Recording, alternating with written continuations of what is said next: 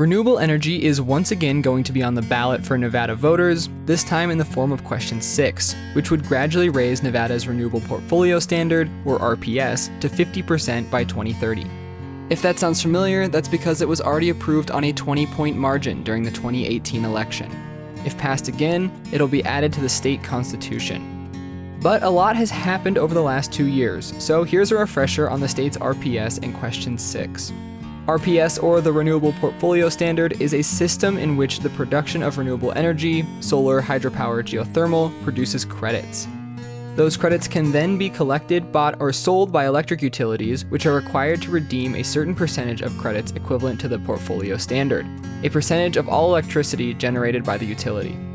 So, if NV Energy produced a total of 100 megawatts of power in a year, and the portfolio standard was 20%, that means NV Energy would need to turn in 20 portfolio credits, equal to 20% of the power produced. They can achieve that goal by either producing enough renewable energy, using banked credits from previous years, or buying credits on a state-run marketplace. Nevada has had an RPS since the late 1990s, with state lawmakers gradually raising the standard every couple of years to promote more renewable energy development. But in 2017, former Governor Brian Sandoval vetoed a bill that would have raised the RPS to 40% by 2030 over concerns that another pending but ultimately failed ballot initiative, Question 3, that would have turned Nevada into a retail electric market. That led advocates led by California billionaire and one-time presidential hopeful Tom Steyer to start collecting signatures for what would become Question 6.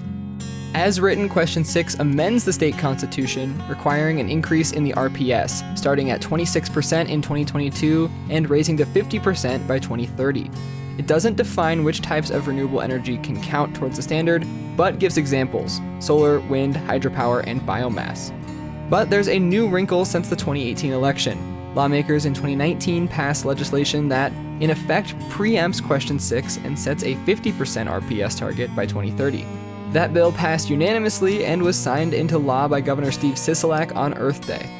Still, advocates say putting a higher RPS in the Constitution will ensure the state continues the move towards more renewable energy, no matter what happens in elections between now and 2030.